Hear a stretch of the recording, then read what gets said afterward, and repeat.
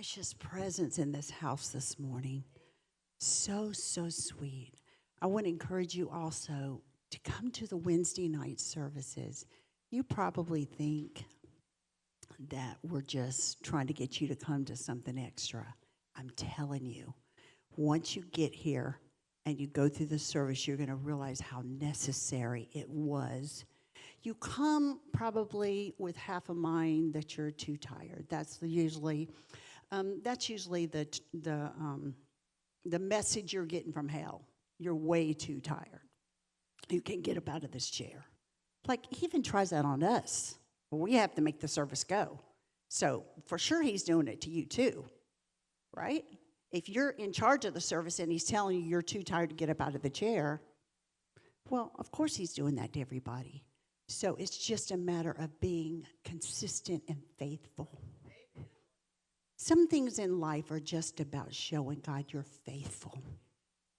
I'm going to be there because I'm a faithful follower of yours.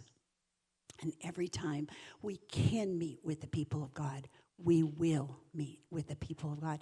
And no other class that goes on throughout the week takes the place of the Wednesday night service. We have lots of other things going on throughout the week, but that's extra. The Wednesday night service is the main meeting of the people of God.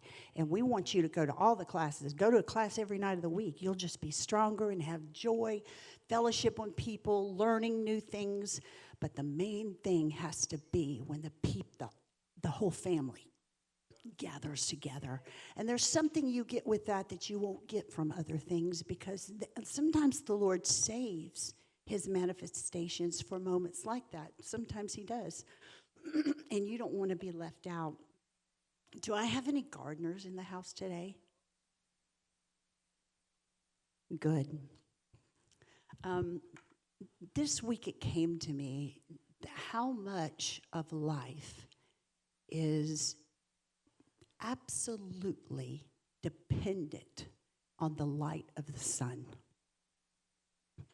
Sometimes we think that, we're just thinking about light, dispersing darkness. And, when God said he was the light of the earth, that just, we just let that slip on slide. But if you read the demonic Bible, he talks about the void. And he talks about the void just like, he's a copycat, right? You know that.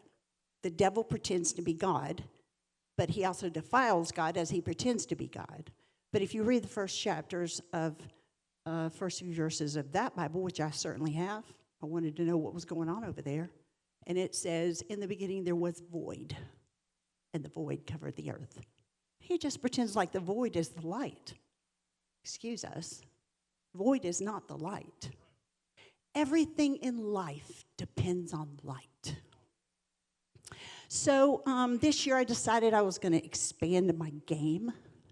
So I got, all my little seeds, and I got all my little pots and all my little seed trays, and I got it all together, got it all organized.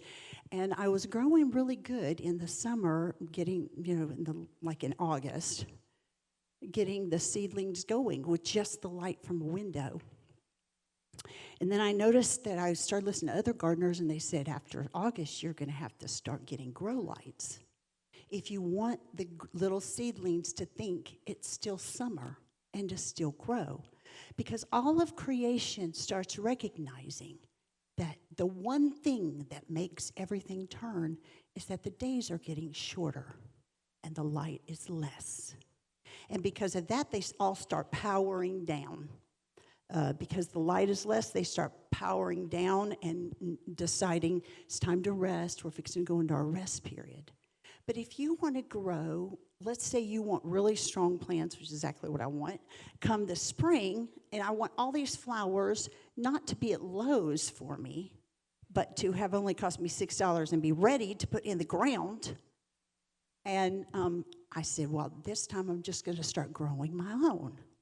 So then you realize that in order for that to happen, you have to put these little seedlings under the grow lights, and you have to keep the grow light going for 16 hours a day, 14 to 16 hours a day, so that these little seedlings believe it's summer And I'm going to grow. I'm going to grow strong. I'm going to be big. I'm going to be something great. And you just keep providing them with this extra light.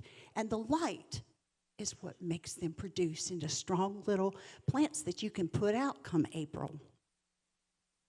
Well, then I was listening to some horse breeders, and they said, we want our little, horses to be delivered in the summer, so they're not delivered in the winter, so they're better able to take the winter when it comes. But in order to do that, the horses also recognize that the light is powering down. And as the days get shorter, they no longer become fertile. So they can't get pregnant anymore. It's a protection, not for the breeders who keep all their horses in warm stables, but this is a protection for the mamas that are out on the range, right? That's the protection they have so that they won't be pregnant during the winter months. But the breeders want to go ahead and get their little ponies coming, their little horses. So what they do is they put their horses under lights. And they make the light shine 14 to 16 hours a day. And because of that, the horses remain fertile during the period they would not remain fertile. Now I want you to think about that.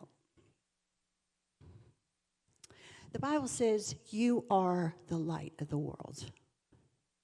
And so often we don't even think about we think of the Lord being the light of the world. The Lord is the light of the world. And we might have even been prayed up or whatever, but we still think God is the light of the world. And so sometimes we don't understand why we're being put into situations that appear very, very dark. And we don't understand that we're being paired up with people at work that nobody likes. And we love them, but we don't like them either. Am I being real right now? Like there's a reason no one likes them. Let's just say that. And you're fighting with everything in your heart as well. So at that point, you don't understand. You just like, get this person away from me. They're cussing every minute. They're telling bad jokes. I don't want to be around this person.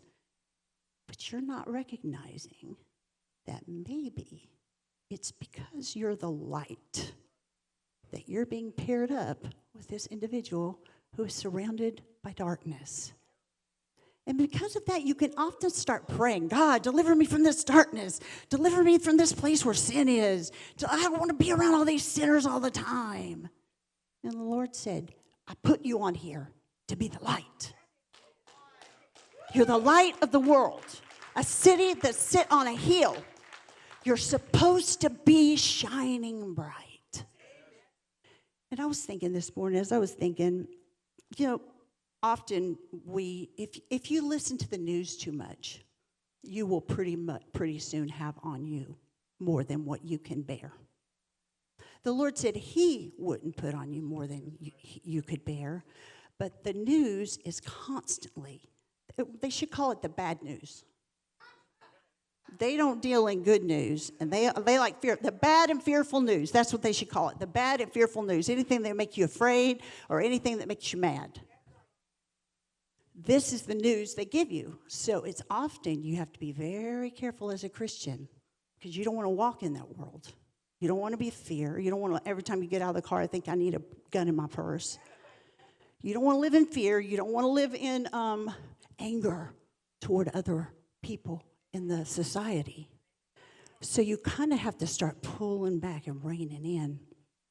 And you can recognize in yourself when the news comes on and you get aggravated by what they're saying or what they're telling you, or it makes you afraid for your kids and all that, then that's when you need to start taking off yourself more than what you can bear. Because if you bear the weight of the world, that's more than you can bear. And then you're choosing to walk in a way that is not godly or God-planned. You're not living in the light. You can be a Christian and surround yourself with so much darkness that you don't even recognize the light or how to get to the light. Because you're interested. Sometimes our interests lead us into bad places. Not always can we follow our own interests. sometimes the news is so interesting, and we just realize, I remember there's certain times when so much is going on in the nation, and I couldn't even sleep at night. I was just like going, oh my God, what? Oh, dear God. And then I started saying, wait a minute. The Lord did not say we had to live this way. I just start divorcing myself from the bad, mad, fearful news and start taking back and saying I can either live in the peace or the joy that the Lord has provided, or I can live with what they want me to live with. They want you to be afraid because it keeps you coming back. They want you to get mad so that you need that adrenaline surge every day, right? They want you to listen to these talk shows where people are constantly arguing back and forth, and then you don't even understand why you and your wife are constantly getting mad at each other. This constant arguing. And that adrenaline surge gets very addictive, as you know.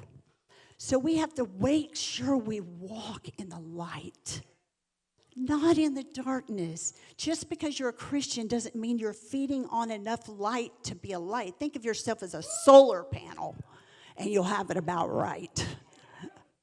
I'm a solar panel. The more time I spend in the sun, the stronger I am in this world, right? And the more time you'll have peace and joy. And this morning we were fixing to come in here, and Brother Felix said, I believe the Lord has just given me a word for us this morning. And the word was, remember, we're supposed to change the atmosphere of everywhere we go. So if you're in a room full of horrendous sin and people are talking in such ways that offend you on every moral level, you're just supposed to stand there with a kind conversation, a kind look on your face, and be the light. Be the light in every room.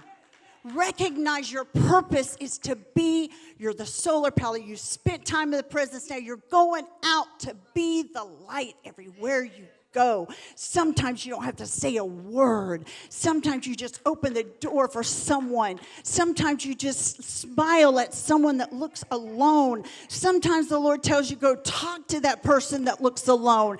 But be the light in every situation. The more time you spend in the sun, the more light you'll be in every dark situation. God bless you.